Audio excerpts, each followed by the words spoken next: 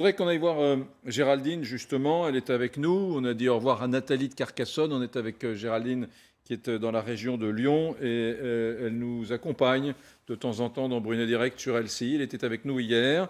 Elle a 4 boutiques de prêt-à-porter, 3 prêt-à-porter féminins et une pour du prêt-à-porter d'enfants autour de Lyon. Géraldine, bonjour. Bonjour. Vous avez regardé hier le Premier ministre, Jean Castex, et l'aéropage de ministres qu'il y avait autour de lui. Bon, vous attendiez pas un miracle, hein? Non, je ne m'attendais pas à un miracle. Mm. Honnêtement, je ne m'attends pas non plus à un miracle au mois de décembre. Parce que s'il annonce une réouverture au mois de décembre, je ne vois pas comment ils vont gérer l'affluence des gens, notamment dans les galeries marchandes. On va se retrouver forcément avec trop de gens enfermés dans des lieux clos. Donc, je ne m'attends à aucun miracle. Mm. Mais là, ce qui est en train de m'agacer et de nous agacer fortement, là, je me demande même si on n'est pas sur un mensonge d'État. Parce qu'on nous dit qu'il y a des aides, d'accord? Alors, les aides, déjà, c'est le chômage partiel. Le chômage partiel, ça fait partie des cotisations patronales. Donc, on nous dit, en France, on a de la chance, les salariés ils bénéficient du chômage partiel. Mais le salarié, le patron, il cotise dans les charges patronales pour chômage partiel. Après, on nous dit, on vous a aidé. Oui, on m'a aidé à obtenir un crédit. Donc, c'est la banque qui m'a prêté l'argent pour payer mes stocks. Ça, c'est pas une aide. C'est moi, j'endette mon entreprise pour payer mes stocks. Mm. La seule aide qu'on a reçue, c'est 1 500 €. À la limite, j'ai plus reçu de la région. Vous me direz, la région, c'est un peu l'État, mais j'ai plus reçu d'argent la première fois de la région. Donc là, on va se retrouver sur une situation comme au mois de mars. Et là, il faut que les gens le comprennent. C'est que nous, on s'est retrouvés, on avait des stocks de printemps. On les a liquidés à la réouverture pour pouvoir rentrer un peu de trésorerie pour rentrer l'été. Là, on va faire quoi? Je veux dire, décembre, on n'ouvrira certainement pas ou dans des conditions qui vont être catastrophiques. Donc, on va liquider les stocks. Mm. On nous dit, il va y avoir des aides. Moi, j'entends la ministre sur une autre émission hier, alors je ne me rappelle pas de son nom, cette ministre qui était très gentille, au moins elle a eu la décence de venir face à des commerçants. On nous parle de l'aide à l'apprentissage. Moi, j'ai pris 2 apprentis parce que justement, ça me permet d'être, comme elles sont plus jeunes, elles sont plus actives sur les réseaux sociaux, c'est plus leur domaine.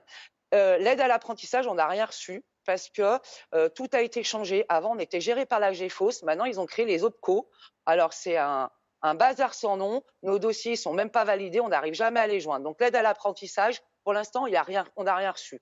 J'avais une apprentie qui avait fini, je l'ai embauchée. L'aide de moins de 26 ans, je ne l'ai pas reçue. Donc, ils arrêtent, mais par pitié, au moins arrêter de dire on a mis de l'argent, parce que pour l'instant, à part 1 500 €, ils n'ont rien mis. Donc, il arrive un moment, il faut arrêter, parce qu'on est en train, en plus de diviser les gens en disant mais les commerçants. Attendez. Ce que vous dites est très intéressant, Géraldine. Ça veut dire quoi? Ça veut dire que concrètement, beaucoup de commerçants ne perçoivent pas ces aides dont on parle depuis le mois de mars. Ça veut dire qu'elles tardent à venir. Ça veut dire que c'est pas votre comptable qui est nul, parce que ça peut arriver aussi qu'il y ait des comptables qui ne comprennent rien dans les nouveaux dispositifs qui ont été inventés par ce gouvernement pour répondre au coronavirus. Alors non, le dossier OPCO, il est fait, il est toujours en attente de validation. Déjà, j'ai mis 6 mois pour pouvoir les joindre. Donc ça a été extraordinaire. Le dossier pour l'aide sur les jeunes, c'est SILAE qui s'en occupe, c'est toujours pas traité. Mm. Donc non, enfin, il arrive un moment, faut pas dire oh on a mis de l'argent sur la table, c'est ce que disent vos journalistes économistes. Pour l'instant, qu'est-ce que vous avez mis? Vous avez mis 1 500 €. Mm. Donc oui, en France, on a la chance que les salariés puissent bénéficier du chômage partiel parce qu'il y a les cotisations patronales pour ça. Mm. Donc, Mais c'est très marrant, Géraldine, ce que vous dites, c'est passionnant parce que nous avons eu il y a quelques jours un restaurateur parisien qui s'appelait Philippe Amsalac et j'étais très surpris. Il dit, mais l'État le plus généreux du monde, la France, mais où? Quand? Quoi? Le PGE? Moi, restaurateur, il avait pourtant un grand restaurant à Paris de grande taille. Il dit, je ne le prends pas, le prêt garanti par l'État, parce que ça n'est qu'un prêt. Et ce prêt, il va falloir que je le rembourse en 2021. Et comme je ne fais pas de chiffre d'affaires avec mon restaurant en 2020, je sais que je n'aurai pas d'argent pour rembourser ce prêt l'année prochaine. Donc, je ne le prends pas, mais ça n'est pas une aide de l'État. C'est un prêt bancaire. Et deuxièmement, il a dit ce que vous avez dit sur l'assurance chômage. Effectivement, l'assurance chômage, ce n'est pas de l'argent que l'État vous donne comme ça. Bon, voilà. non. Je vous